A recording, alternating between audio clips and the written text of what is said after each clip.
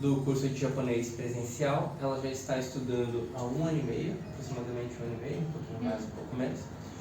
Então, hoje eu vou estar fazendo umas perguntas para elas e fazendo... Hoje eu vou Então, eu vou estar fazendo algumas perguntas para ela e também fazendo um teste para vocês, pegando aleatoriamente algumas páginas do livro do Projeto Japão para dar uma olhadinha. E também uma frase aqui no quadro, só que essa daqui já é do nível mais avançado, que é do JLPT N3, não é mais do nível 5, já estaria depois do 4 e no 3. Mas no começo do curso, quais dificuldades que você teve de estar aprendendo o idioma japonês? São muitos kanjis diferentes, são muito difíceis, né? Então, a gente não achava nenhum livro que era completo, que não seguia uma ordem lógica pra gente aprender. Tinha um monte de kanjis, numa página só. Não dava todos os significados, não dava muito contexto. Tem muito detalhe que foi simplesmente cortado dos livros e era muito pequeno. Então não dava pra gente entender. Você olhava um kanji desse tamanho e tinha que entender sozinho. Sim. Muita coisa assim, era muito mal feitos os livros, isso daí complica pra gente aprender. E eu tive muita dificuldade no começo, porque eu tive que, antes de iniciar o livro com ela, dar o hiragana, o katakana, as partículas que também não tinham no livro, a forma de você conjugar os verbos. Então nada dessa explicação tinha no livro, ele já começava como se você já soubesse tudo isso. É nativo, né? Não tem de onde tirar isso. É uma coisa que você estivesse no Japão, cresceu escutando, daí eles fazem o livro realmente pensando que você já está lá e você já sabe alguma coisa. Daqui provavelmente não vai dar pra ver. Aqui no livro ele começa desde o básico, para você que não sabe nada. Inclusive eu tive alunos que vieram aqui, tiveram fazendo a experimental, e eles disseram, eu já sei alguma coisa, que ou eu aprendi com anime, ou eu aprendi no curso online de seu Tanaka. Pessoa X. Da pessoa X. E chegava aqui no final não sabia nem ler uma frase simples em hiragana, então eu tinha que ensinar de novo do zero. É que saber algumas frases, algumas traduções de algumas palavras aleatórias não quer dizer que você sabe alguma coisa, né? Você sabe uma palavra, mas você vai ler, você não sabe ler o que você está vendo. A maior diferença do japonês para o inglês é que no inglês você até consegue, né, aprender algumas palavras ali, depois vai encaixando, mas no japonês não dá, você tem que seguir uma ordem lógica. Até pelo material que é disponibilizado no Japão. Tem material que é para criança, tem material que é para adolescente, e eles já têm aquele pressuposto que até tal série eles sabem tantas palavras, sabem tantos kanjis. Por exemplo, se eu pegar aqui um mangá, essa aqui é uma Shonen Jump, um mangá japonês.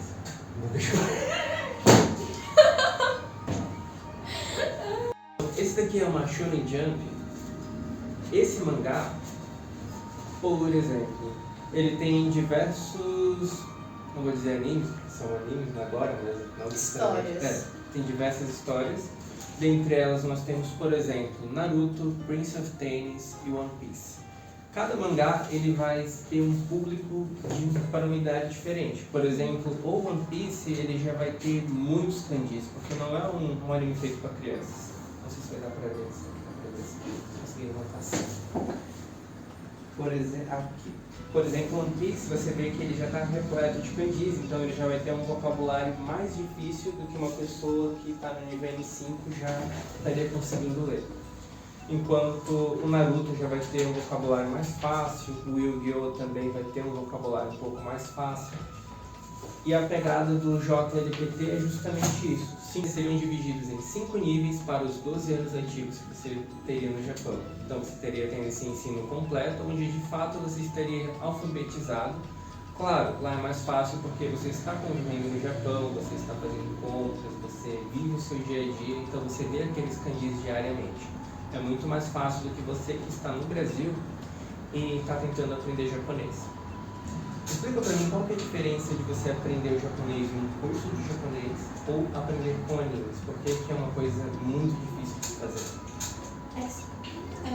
Começa que a forma que eles falam em animes e mangás é um tanto quanto mal educado. Então, não é a forma que você deveria ter entrevista de emprego, ou conversar com pessoas que não conhece. Você não vai chegar lá e, tipo, oi, cara, e, sabe? Agora eles falam Muitas gírias. isso, muitas gírias, eles cortam muitas partículas. Não que você não possa cortar, mas você não vai entender o porquê que tá assim na frase. Tem que aprender numa ordem lógica, né? Sim, sempre que for conversar com o seu chefe, com o seu professor, numa entrevista de emprego, com o pai de alguém, você tem que ser muito educado.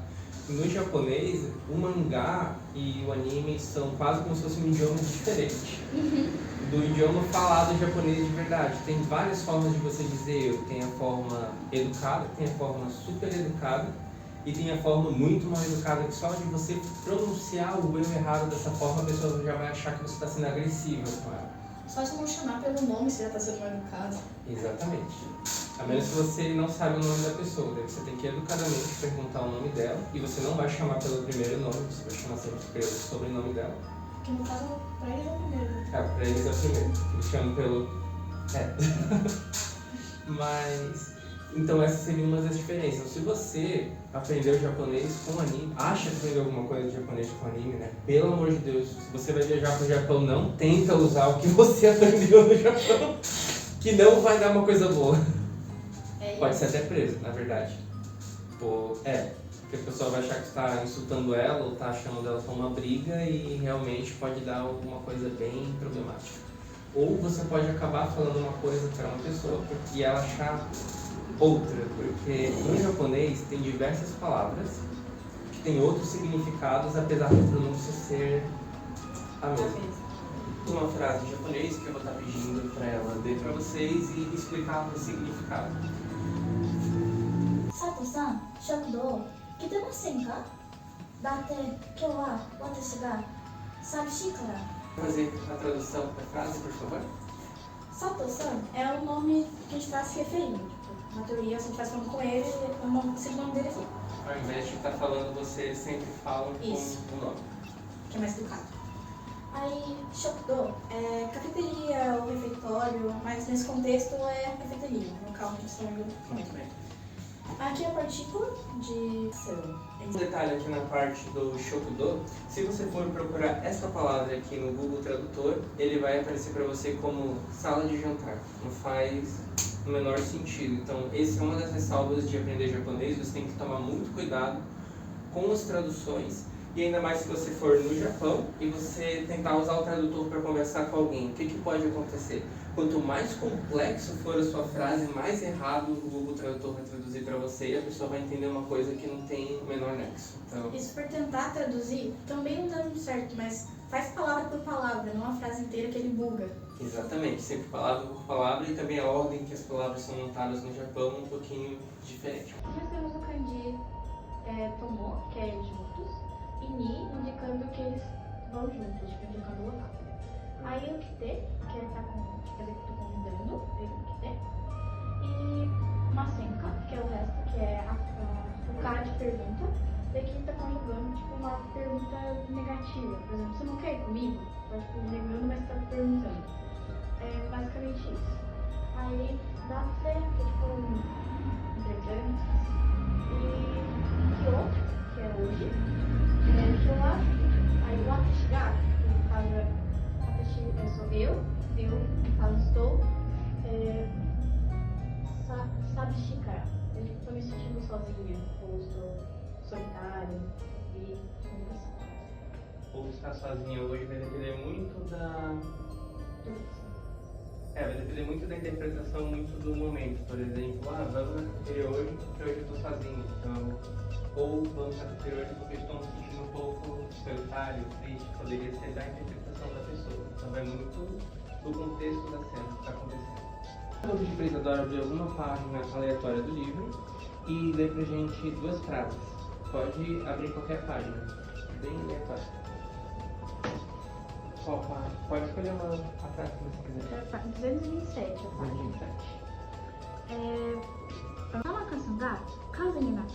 そして病院に行きました。 Como que ficaria a tradução dessa frase? Tanaka-san está doente, então ele vai para o hospital. Perfeito. Yamada-san, この病院は真っ白っぽい。 Como que ficaria a tradução? Ele tá falando pro Yamada que esse hospital é muito grande. Então, para ela que ela já está fazendo o curso há 1 ano e meio, fica muito fácil para ela ler esse livro, porque ela já sabe todo o conteúdo, tudo que tem aqui já foi passado para ela, tanto da parte dos kanjis, quanto a interpretação, partículas, vocabulário. Nesse livro nós temos aproximadamente 800 palavras, tem um pouquinho mais, mas o que é cobrado na prova são em torno de 800 palavras. Agora eu vou estar fazendo um testezinho aqui com ela, pra mostrar se você conseguir, não precisa ser muito rápido. Deixa eu... Tá. Assim.